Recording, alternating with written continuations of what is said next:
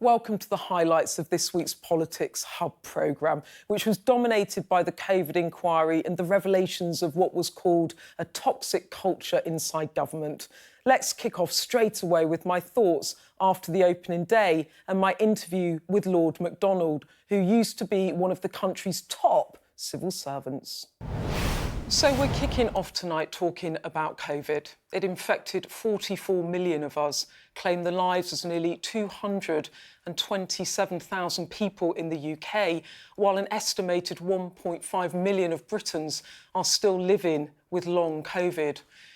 It impacted us all, and I had a front row seat covering the pandemic, from the build-up to the first lockdown in March 2020 to asking questions at the daily press briefings, then the confusion around a second lockdown, followed by Boris Johnson's decision to cancel Christmas just 6 days before the 25th.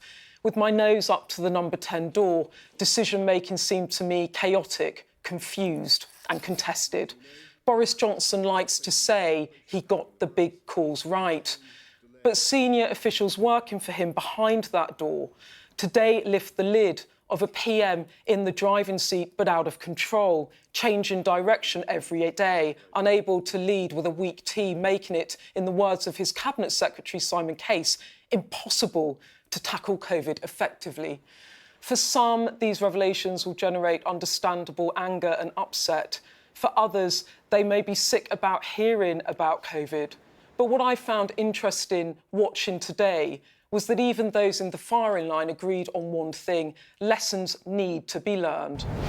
Now, I'm joined by the former head of the Foreign Office, Lord MacDonald. He worked with Boris Johnson when he was Foreign Secretary, and he has been, or was, a Mandarin for nearly 4 decades. So you know a bit about what goes on under the bonnet, Lord MacDonald. Thanks for coming on the show. The evidence today, there were so many revelations about what was going on at the heart of government. It spoke overwhelmingly to dysfunction, messages that were always meant to be private now revealed. Were you surprised? Were you dismayed? A bit of both. I mean, what we've seen today is unedifying. I mean, the innermost workings of government are never uplifting. Our private conversations are meant to be private, but when they are in an official context, of course, they are discoverable. The inquiry has asked to see all these quite properly, and they make grisly reading. Did you have some sympathy for some of your former colleagues, senior civil servants that are now having to give evidence, that you thought, there, for the grace of God go I, would I want my private messages revealed in this way? Yes and no. Yes, because they were under enormous pressure. And this was the biggest crisis that we'd faced for a century in public health. And clearly we were not prepared. So getting on top of it, getting ahead of it was an enormous challenge. And we took longer than we should. And that is evident from today's evidence. But the reason why I temper that is that the first advice I ever had joining the Foreign Office was don't write anything down that you wouldn't want to see on the front page of the Daily Mail. And all of this breaches that very basic principle I learned 40 odd years ago. And on that, and I want to come on to some of the sort of remarks about Boris Johnson in those messages, but before we do, on that matter, disappearing messages, what do you think of Martin Reynolds turning on disappearing messages? WhatsApp is still quite new technology. It takes some time for government to decide how to handle these technologies for the permanent record. So I don't know what the protocols were in early 2020, but I can believe that government had not promulgated the policies. Would you use disappearing messages yourself? Do you think he shouldn't have done that? I think, yes, I agree. He should not, and I think he said the same today. But he didn't really explain why he did. He said, I don't really know. I mean, a guy that senior knows what he's doing and why. I certainly can't read myself into his head if he can't remember.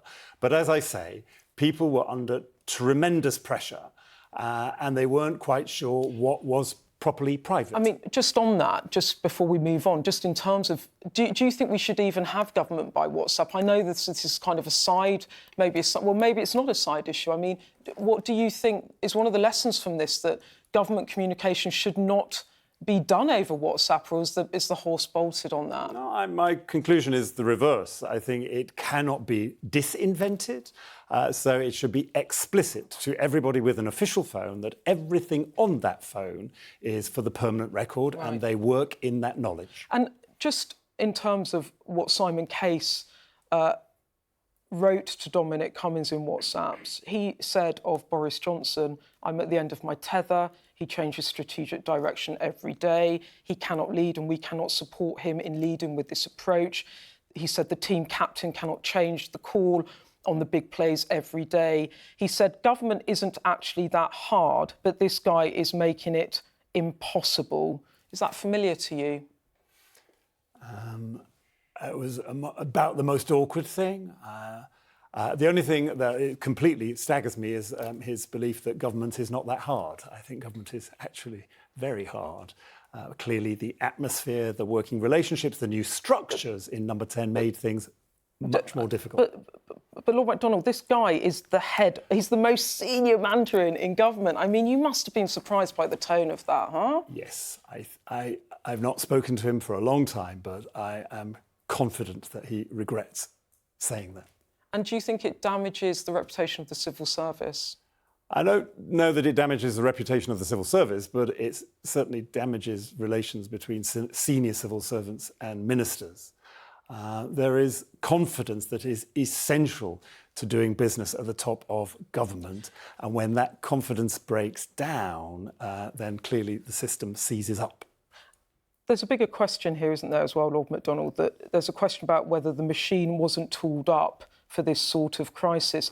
Was this a structural problem about the machinery of government, or was it a personnel issue about who was running Downing Street and what the bandwidth was or the management style was? I think it was both. But one of the features of the Johnson Number 10 was a supercharged chief of staff. And this was a man new to government, so learning government, but incredibly powerful. Dominic Cummings. And so he was learning the job whilst being the second most powerful person in the country. And we see the consequences of that in today's evidence. Well, how did you find your dealings with him, Dominic Cummings? I had very few, because my lane was foreign policy. But what I remember is that he was in lots of meetings in the background, very rarely contributing, but present, and everybody else present was aware of his presence. But just to sort of stay on this for a second, do you think that that undermines Simon Case? Because should an unelected chief of staff be, as you say, the second most powerful person in government?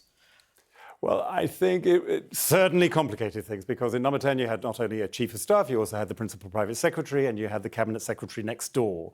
So how they interacted was not always clear, the job descriptions weren't clear, and the personal relationships clearly weren't working as they need to. I want to talk now about what we found out at the COVID inquiry today, because it was another set of damning revelations. And I have to say, revelations that have hit a nerve with me, and I've no doubt countless other women, not just here in Westminster, but around the country, all too used to dealing with sexism in their working lives. Because today we learnt that it isn't just us who feel it. The most senior female official in government felt it too. Former Deputy Cabinet Secretary Helen McNamara told the inquiry about the macho culture contaminated by ego. Women who worked in government reported they'd become invisible overnight, while violent and misogynistic language went unchecked by the PM.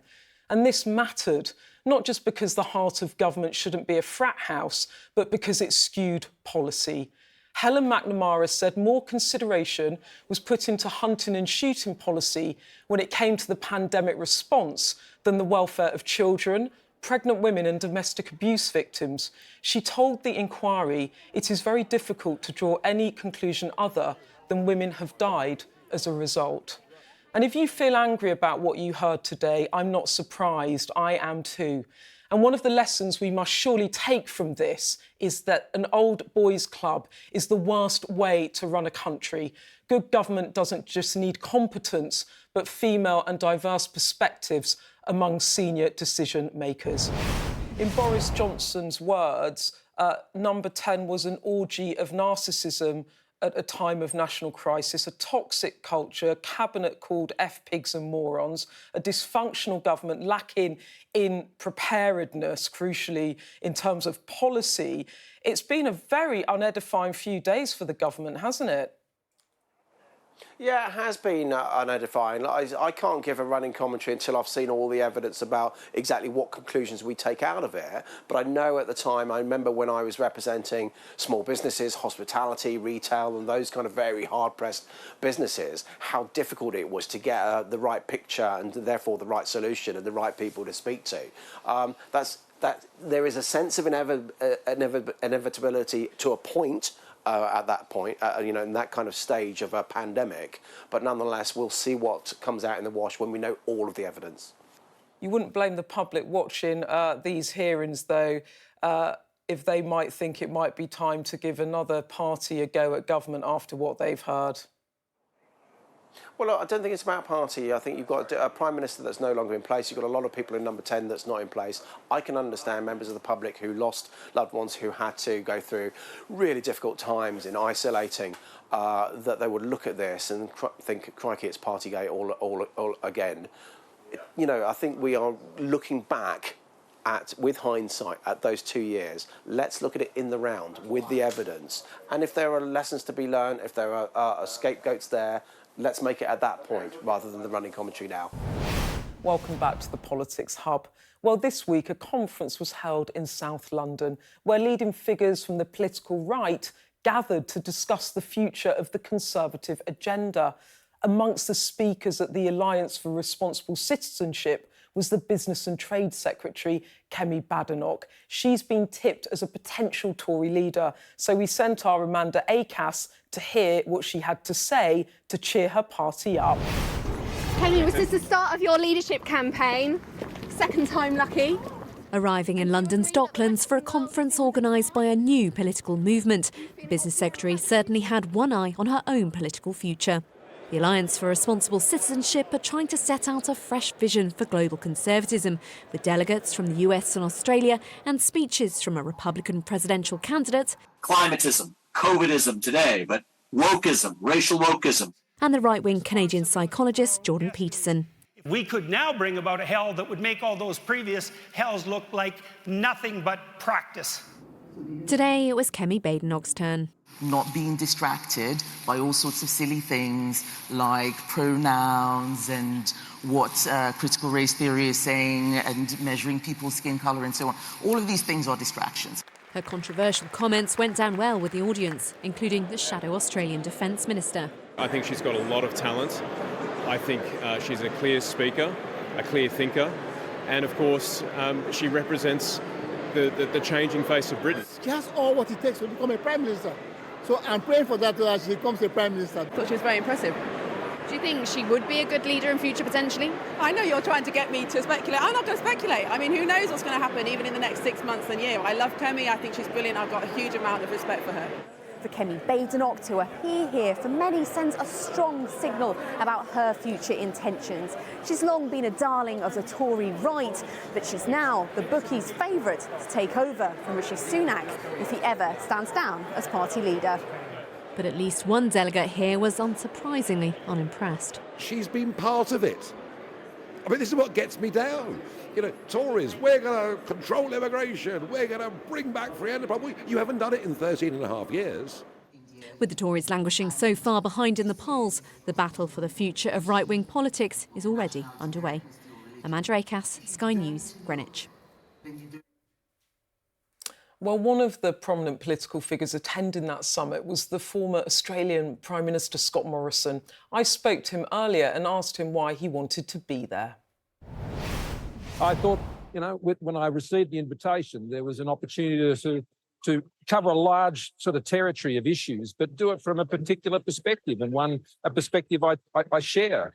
And that is that our Western civilization was grounded on a set of values which drew from a Judeo-Christian heritage. And it was important that we sort of rediscover how those can continue to be applied across so many different aspects of life. And frankly, not just in politics. It goes from everything from how we raise our kids to how we live in communities and have functional communities. And of course, there are political issues, but, entrepreneurship, enterprise, all of these things, learning. It's been a very diverse set of topics that the conference has touched on. It's been very rewarding. You did do a lot of business with Boris Johnson, be it on trade or indeed security issues. Did you think it was a shame when he was forced out of office? Well, I thought Boris was making an enormous contribution to British life. Boris sort of returned sovereignty to the United Kingdom, at least in my view, and I suspect in the view of many. But I found his instinctive response on global economic issues, global security issues, one that very much lined up with the way I was looking at things. So, we were fellow travellers on quite a bit. We both went through a pandemic, very different experiences for both of us, and tried to support each other during that process.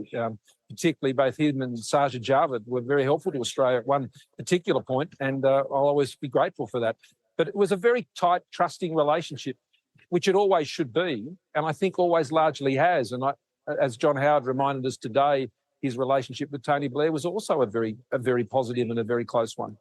And Ms Morrison, you talked about something that was an experience for all global leaders, which was handling the pandemic. Now, in Australia, I think it was viewed that you'd done a really good job and you had managed to keep the mortality rate very low. We are having a COVID inquiry in this country right now. I don't know how much you've heard about it or read about it, but what it's exposing is complete dysfunction at the heart of Boris Johnson's government. He himself describing the operation around him as a, quote, orgy of narcissism and saying it had to stop.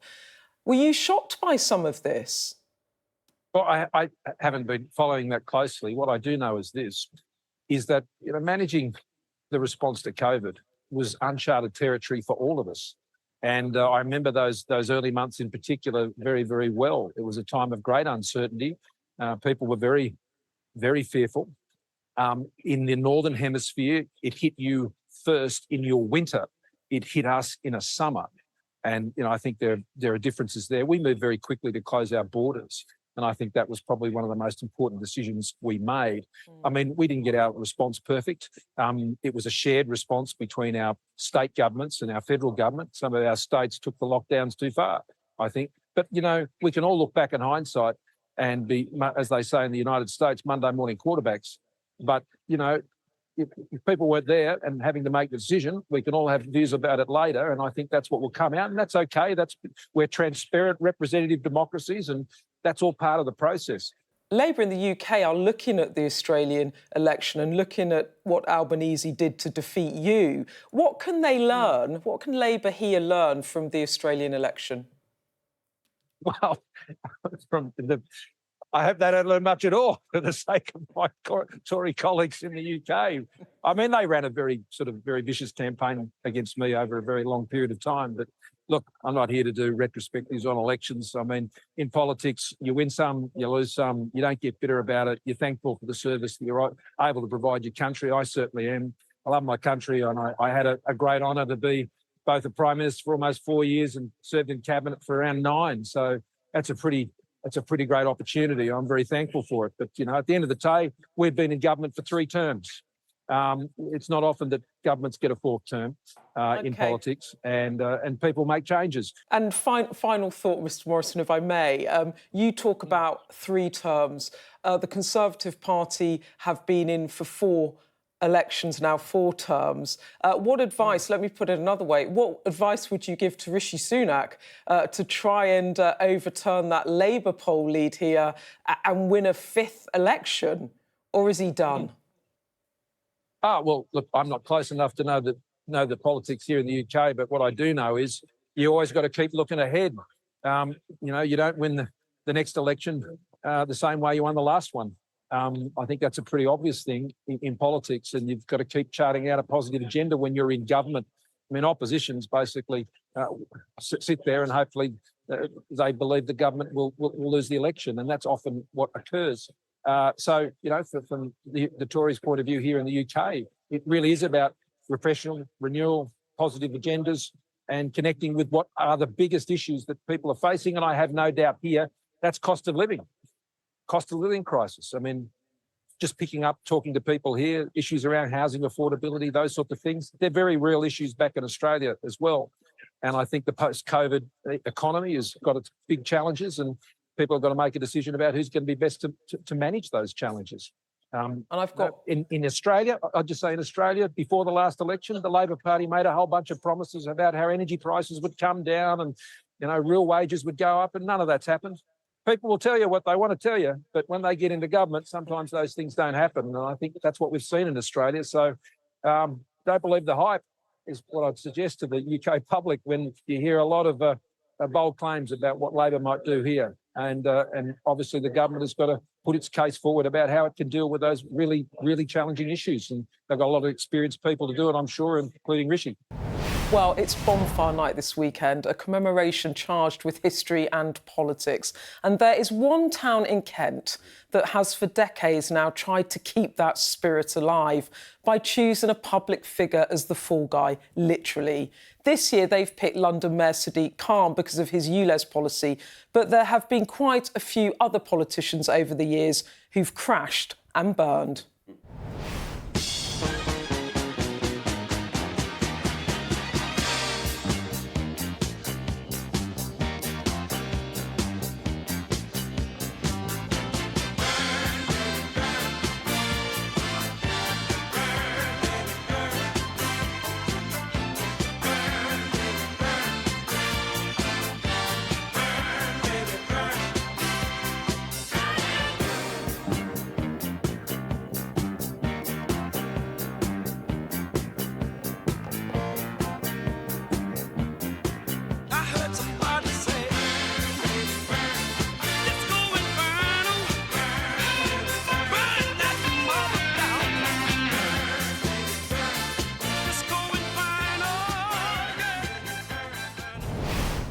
A reminder that the Politics Hub keeps going all day, every day on the Sky News website and app.